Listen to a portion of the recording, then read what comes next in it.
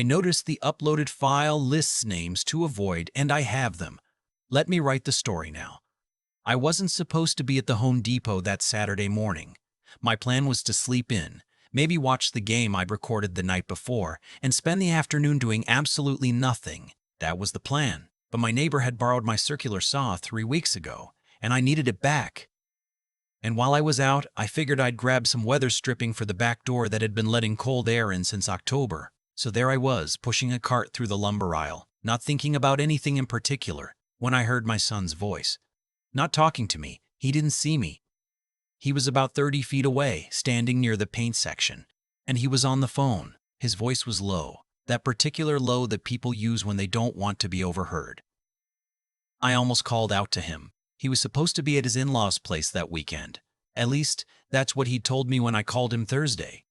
I stopped. I don't know why I stopped instead of walking toward him. Maybe it was the way he was standing. Shoulders pulled in. Head down, one hand pressed against the side of his face like he was trying to disappear into the phone. My son is 6'1". He played linebacker in high school. I have never in my life seen him try to make himself small, but that's what he was doing.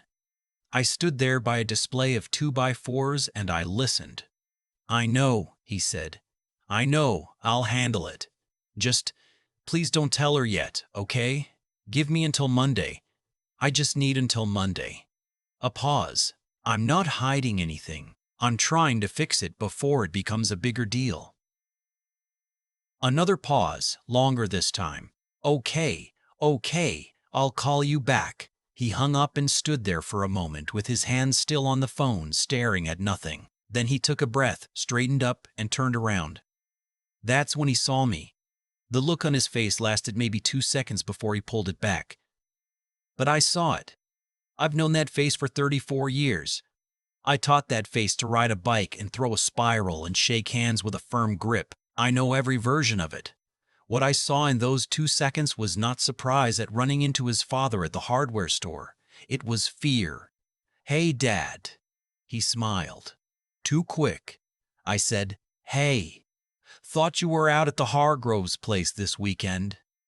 "Change of plans," he said. "Claire had some stuff come up." Claire's my daughter-in-law. They've been married 4 years. I'd had a feeling about her from the beginning. Not a bad feeling exactly. More like the feeling you get when you're driving and something in your peripheral vision makes you slow down before you even know what you've seen. I said, "What kind of stuff?" "Just family stuff. You know how it is." He was already moving, angling himself toward the aisle exit, cart in front of him like a shield. "You need help finding anything? I'm 62 years old. I spent 23 years as a regional manager for a distribution company. I have sat across the table from people trying to misdirect me more times than I can count. I know when someone is trying to end a conversation. I let it go. That day, I let it go. But I didn't forget the look on his face. My son's name is Davis. His mother, my late wife June, picked the name. She said it sounded like someone who would be dependable, and she was right. He always was.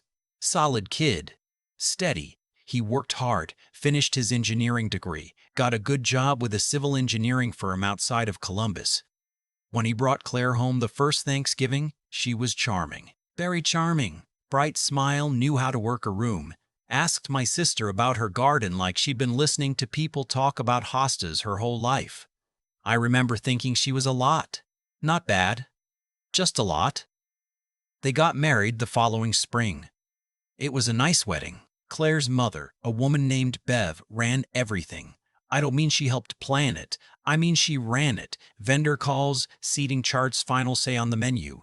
My son once mentioned he and Claire had wanted an outdoor ceremony and Bev had vetoed it because she didn't like the venue they'd chosen. He said it like it was funny.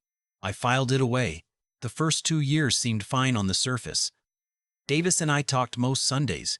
He sounded okay. A little tired sometimes, but he worked long hours. That seemed normal. Then the Sunday calls started getting shorter. Then they started getting shorter. Then they started getting canceled. I live about an hour and 40 minutes from their house in Westerville. I'd drive out maybe once every 6 or 7 weeks, take them to dinner, that kind of thing. The last few visits, Claire had always been present and very present, if you know what I mean. Steering conversations, answering questions I'd ask Davis, laughing a little too loudly at the right moments. Davis would go quiet in a way I can only describe as practiced, like a man who had learned that speaking up wasn't worth what came after. I told myself I was reading too much into it. He was an adult. People's relationships were their own business. That is what I told myself. About 3 weeks after the Home Depot morning, I drove out on a Sunday unannounced. I don't usually do that. I'd always texted ahead, but something had been sitting on my chest since that day, and I couldn't shake it, and I figured if I called first I'd get a reason not to come. I pulled into their driveway at 11 in the morning. Claire's car was there. Davis's truck was gone. I knocked. Claire answered. She was pleasant, as always. Invited me in, offered coffee, said Davis had run out to do some errands and would be back soon. I sat at the kitchen counter and she poured me a cup, and we made small talk. Then she got a text. She glanced at it and her face shifted, just slightly, just for a moment, before she smiled again. Davis says he'll be another hour or so, she said. He forgot you were coming. I hadn't told either of them I was coming. I let that sit of them I was coming. I let that sit. I smiled and said that was fine. I was in no hurry. We talked for a while. At some point, very naturally, very casually, I brought up the Home Depot. I said I'd been surprised to run into Davis there since he'd said he'd be out at her parents' place. She didn't miss a beat. Oh, plans changed last minute. I think he mentioned it to you, didn't he?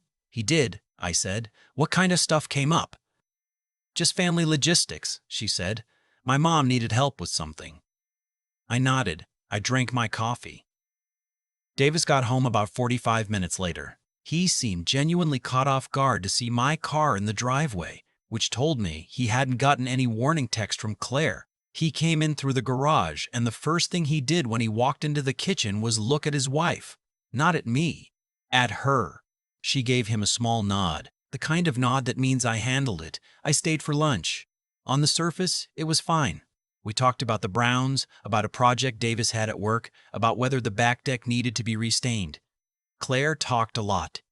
Davis contributed when she left space. I watched. When I got in my car to leave, Davis walked me out. We stood in the driveway and he asked me how I was doing, asked about my knee, asked about my neighbor's dog that had been sick. He was warm. He was my son. But he was also watching the front door. I put my hand on his shoulder and I said, Davis, you know you can call me. He nodded. I know, Dad. About anything. He nodded again, smiled. I know. I drove home and I thought about his face when he walked into that kitchen. The first thing he did was look to his wife for a signal. Not a, hey, surprise, my dad's here look. A checking in look. A what did you say look. That night I didn't sleep well. The call came on a Tuesday in February, 8:40 in the morning, which was unusual because Davis was always at work by 8. Dad. His voice was different. Do you have time to talk? I set down my coffee. I've got all the time you need. There was a long pause. I heard him exhale. I didn't want to get into this over the phone, he said. But I've been trying to figure out the right time to come out, and there's never a good time. Claire's always. He stopped. Started again. There's some stuff I should have told you a long time ago. I didn't say anything. I just let him go. What he told me over the next 40 minutes was this. About 18 months into the marriage, Claire had started managing their finances. It had started small. She was more organized. She liked spreadsheets. It made sense for her to handle the bills. Davis had agreed. Seemed reasonable. Over the following year, his name had been removed from 2 of their joint accounts. He hadn't noticed right away. When he asked about it, Claire had an explanation. Better interest rates, simpler management. She'd get him added back once she reorganized things. She never did. His direct deposit had been rerouted. His paycheck went into an account he didn't have full access to. Claire controlled the debit card if he needed cash for something. Lunch with co-workers, a work expense, gas, he asked her. He asked her. He asked her. My 34-year-old son, who had been working full-time since he was 19, asked his wife for money to put gas in his truck.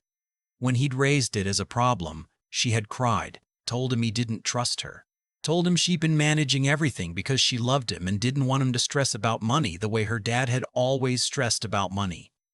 She made him feel that questioning the arrangement was a form of cruelty. Then came Bev. Claire's mother had been a steady presence throughout the marriage, but in the last year she'd become something else. She had an opinion about everything, where they should live when their lease was up, whether Davis was spending too much time with coworkers, whether Davis's friendship with a guy he'd known since college was a good influence. Bev didn't deliver these opinions loudly. She was subtle. She was good at it. At some point, Davis had tried to talk to Claire about feeling like Bev was too involved. Claire had gone to Bev about it. Bev had called Davis and, in a very reasonable tone, told him she was hurt and that family was supposed to lean on each other and that pushing her away said a lot about what kind of man he was. He had apologized to Bev. And then there was the thing with his friends. One by one, over about 2 years, Davis had become less available to people he used to be close to. Canceled plans, didn't return calls as quickly, missed a few things that mattered. A buddy's bachelor party, a college friend's move across town. Some of it was genuinely busy schedules, but some of it was because Claire had had a comment about each of those friendships at one point or another. Nothing extreme. Just enough friction that it became easier not to engage. He said to me, "I didn't even notice it happening, Dad. I just looked up one day and I didn't really have anyone I could call." That sentence, I keep coming back to that sentence. He had called me on a Tuesday morning from a parking garage downtown because it was the only place he was sure he was alone. He'd been working up to making this call for 3 months. I asked him what he wanted to do. He said he didn't know. He loved Claire. Or he thought he did. He didn't know anymore what was real and what he'd just gotten used to. I said, "Okay, you don't have to know right now. First thing is, I need you to understand something clearly. What you just described is not a marriage. It is not love. It is control.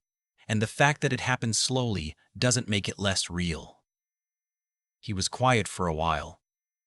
I said, "Do you want help?" He said, "Yeah, Dad, I think I do. I am not a lawyer. I have never sued anyone in my life. I am a man who spent his career moving products from one point to another efficiently, and I believe most problems can be solved if you find the right person who actually knows what they're doing and you get out of their way." The first call I made was to my brother-in-law, who isn't a lawyer either, but who went through a divorce 8 years ago that involved a business and finances that were in his ex-wife's name.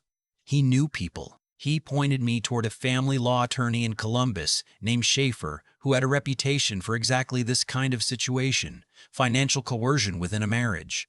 I looked her up, read her background, called her office that afternoon. The second call I made was to a CPA who specialized in forensic accounting. If money had been moved around, rerouted, or reorganized in ways that weren't on the level, I wanted that documented by someone who could explain it to a judge if it came to that. The third call was back to Davis. I told him I needed him to do one thing for now and only one thing. I needed him to stop making any new financial agreements with Claire. Don't sign anything. Don't agree to anything. Don't move any money. Just hold steady while we figured out what we were dealing with. He said Claire was talking about refinancing the house. I said, "Do not sign anything." He said she would want to know why. I said, "Tell her you want to review everything with an advisor first." That's true. That's all you have to say. What Schaefer and the CPA found took about 6 weeks to untangle. I won't go into every detail, but here's what mattered. Davis's base salary was $94,000 a year. Over approximately 30 months, the amount he had personal access to from his own earnings was under $11,000 total. Not per year. Total. Claire had structured things so that the vast majority of his income flowed into accounts she controlled, with monthly allowances deposited into a small checking account Davis could access. The allowances ranged from $200 to $600 a month. There were also 2 credit cards in Davis's name, opened during the marriage without his active participation in the process. with balances he hadn't known existed. One had $8,400 on it. One had $12,200. Claire had been the primary user of both. Schaefer said what Davis had experienced had a name: financial abuse. She said it was more common than people realized, and that men were significantly underrepresented among those who came forward about it. Davis sat in Schaefer's office and listened to all of it, and didn't say a word for about 2 minutes after she finished. Then he said, "I knew something was wrong. I just kept telling myself I was overreacting." Schaefer said, "You weren't. I've been waiting 34 years to hear someone besides me tell my son something difficult with complete certainty and have him believe it. I won't pretend the months that followed were easy. They were not." Claire did not respond well to being served. She called me, directly, the evening after Davis filed. She was controlled and precise, and she said that Davis was having some kind of episode and that I was enabling him, and that she hoped I understood what I was doing to their marriage. I said, "I understand exactly what I'm doing." She said I would regret interfering in their life. I said, "Good night, Claire." Bev called my sister, who called me, upset and confused. I explained the situation to my sister as clearly and calmly as I could. She went quiet, and then she said, "I always thought something was off." I said I knew. Davis moved out and stayed with me for 2 months while the legal process moved forward. The first 2 weeks, he was not himself. He slept a lot. He was distracted. He'd start sentences and not finish them. I didn't push. I cooked. I kept the house quiet. I let him sit on the back porch and stare at the yard for as long as he needed to. Around week 3, he started getting up earlier. Started going for runs in the morning the way he used to in college. One evening he asked if I wanted to watch the game, and I said yes.